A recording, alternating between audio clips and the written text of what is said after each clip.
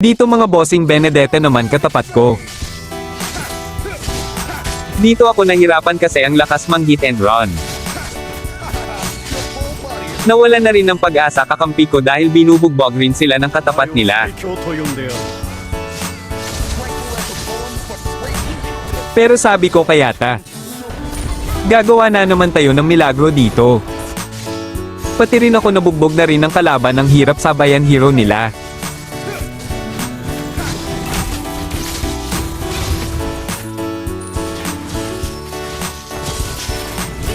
At naka first lord nga ang kalaban pero na-def namin.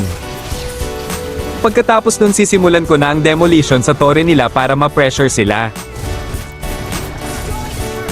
Pero magaling din si Johnson kaya napites na naman ako.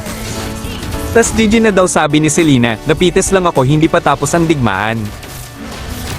At dito buti na lang nakuha namin yung lord pero na-def nila agad. Pero malaking bagay na yun pang buy time.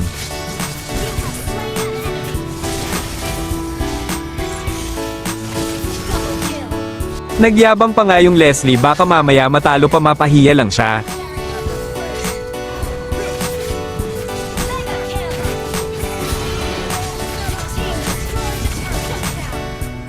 Third lord nga nakuha ng kalaban buti na lang na def din namin at napites pa namin sila. Tas nagsabi pa nga ang kalaban ng galingan niyo. Pero ang di niya alam huling chat na niya yon.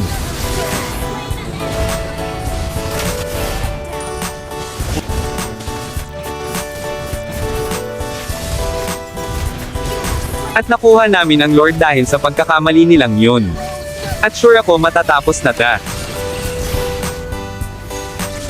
Dahil pag bumili na ako ng immortality sure na yan matatapos.